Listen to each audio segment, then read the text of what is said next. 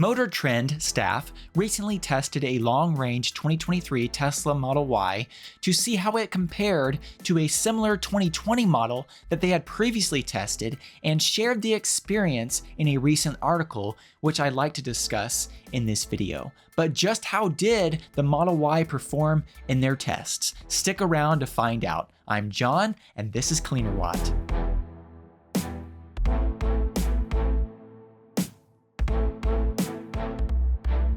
Although it may not be obvious at first glance, since the Model Y was first released back in 2020, Tesla has made several important changes and improvements to the vehicle. Some of these updates were referenced in this Motortrend article, and the fact that there have been updates seem to be the reason why Motortrend went ahead and did a test of the most recent version of the long-range all-wheel drive Model Y. So I now want to dive into this particular article and share a little added context to what the reviewers noted about their experience driving the new 2023 long-range all-wheel drive Model Y. One of the first specific changes that were noted in this article was the fact that the Model Y that they tested was around 20 pounds lighter than the previous model tested in 2020. When it comes to how Tesla was able to shave an additional 20 pounds off the Model Y from the 2020 model to the 2023 model, I believe it's very possible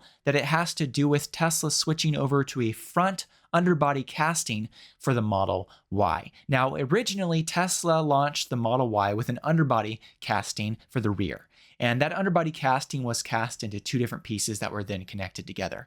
Tesla has since then improved that to a single piece rear underbody casting, and they also built the Model Y with a front underbody casting as well. Whereas previously the front underbody of the Model Y back in 2020 was similar to how the front underbody of the Model 3 is put together with multiple pieces of metal being welded together. But with that change to the front underbody casting, I expect that's the main reason how Tesla shaved roughly 20 pounds from the weight of the Model Y. And one of the reasons why I think this comes down to the fact that in Tesla's Q2 2023 investor conference call, Elon Musk was talking about the benefits of an underbody casting. And Elon specifically mentioned that these underbody castings were lighter. So in addition to the manufacturing benefits of an underbody casting, apparently there are weight advantages as well.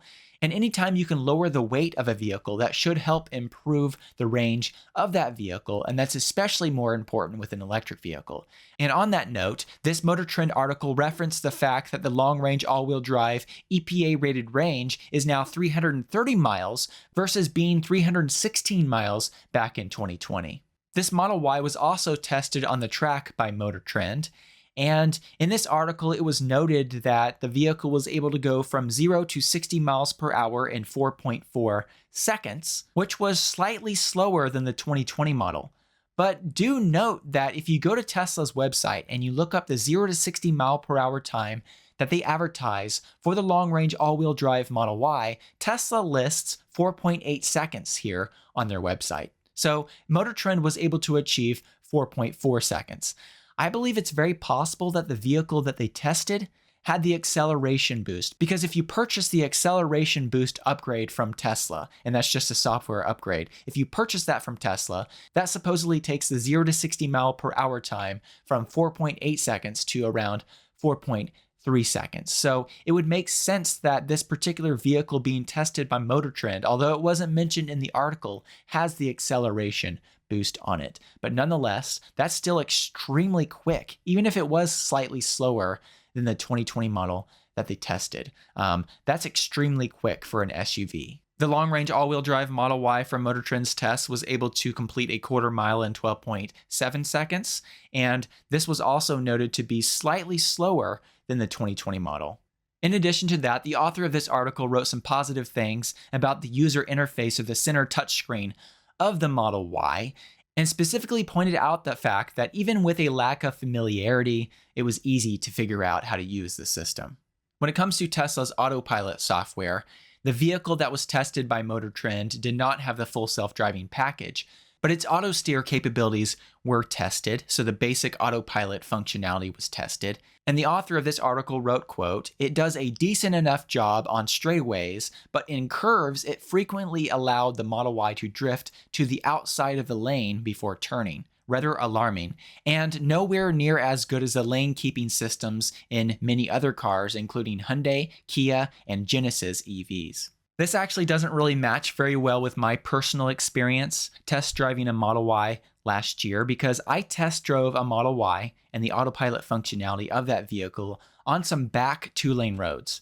And the vehicle seemed to take curves quite well, and I was actually very comfortable with that vehicle taking those curves. I was paying attention, I was ready to take over, my hands were on the wheel, but I felt very comfortable with the vehicle taking pretty decent curves. So in my experience, the Model Y actually does extremely well with curves, with the auto steer functionality. But nonetheless, the author of this article apparently had a little bit different experience with Tesla's auto steer functionality. The author of this article also wrote, quote, "The Model Y's ride is choppy. We miss phone mirroring, although Tesla's software works pretty well, and we did experience the headline making overly optimistic range estimates, such as the car using 64 miles of range after a gently driven 43-mile highway cruise." When it comes to the Model Y's ride being, quote, choppy, of course the Model Y does not have air suspension, so it doesn't benefit from that. And based on images shared of the vehicle that was tested by Motortrend, they did have the larger 20-inch induction wheels, which that does affect the ride just a little bit. The smaller 19-inch wheels have a little bit more of a cushion, so the vehicle rides a little better with those wheels if you want a little bit better ride. But nonetheless, the Model Y is not going to be as smooth as a vehicle with air suspension. When I test drove the vehicle last year, I didn't find it to be overly choppy. It wasn't extremely smooth like an air suspension, but it wasn't choppy. I personally think the Model Y suspension is fine, and the vehicle I drove had the performance wheels on it. So it was a pretty good test of that. When it comes to the, quote, overly optimistic range references, and losing 64 miles of range after driving 43 miles on the highway, it's important to note that if you drive on the highway, you will not get the EPA rated range, because that EPA rated range is for a mix of highway and city driving. It's not for straight highway driving. So if you drive on the highway at, like, say 65, 70 miles an hour or so, you're going to get less than the EPA rated range. And that's just how electric vehicles are. So I wouldn't call this a great example of, quote, overly optimistic range estimates, but nonetheless, the real world range of the Model Y is often a little bit less than the EPA rated range, but it is for many electric vehicles and even for some gas vehicles as well, because once again, there are many factors that affect the range of a vehicle. So driving 43 miles at highway speeds and losing 64 miles of estimated range, that actually seems quite normal. When it comes to how the author felt that the Model Y compared to other electric SUV competitors on the market, the author wrote, quote, "We can't say it's leagues better than other newer electric SUVs, but nor can we say that any of those EVs are leagues better than the Model Y." On that same topic, later on in the article, the author wrote, quote, "There is no denying the Tesla Model Y is very, very good, and that as our testing shows, it has been this good for the 3 years it's taken the competition to catch up. While some competitors are as good as the Tesla, none is clearly better, and the Model Y is still running at the front of the pack." In addition to all of that, the author of this article points to the benefit of the Tesla supercharging network as being a huge benefit of driving a Tesla versus competitors. However, as a reminder, GM, Ford, and several other companies will be adopting the NACS standard, which is the Tesla connector, the Tesla charging connector. They're going to be adopting that in the future, and as soon as early next year, several big brands will be able to charge their vehicles with an adapter at Tesla's supercharging network.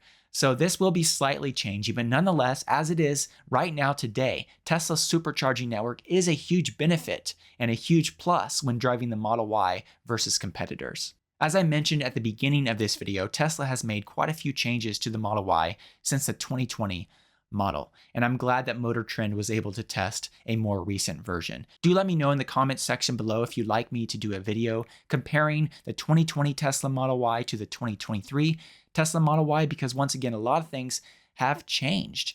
I'd also love to hear from you if you own a Tesla Model Y and you've owned a previous year Model Y, especially if you owned like a 2020 Model Y and you own a brand new Model Y. I'd love to hear your experience of the difference between those vehicles. Or if you own a standard range all-wheel drive Model Y with the 4680 batteries and a structural battery pack, I'd love to hear your opinion. Or if you own another brand of SUV, another brand of electric SUV, and you also have owned or own a Tesla Model Y, I'd love to hear your experience in comparing those two vehicles when it comes to your experience in that.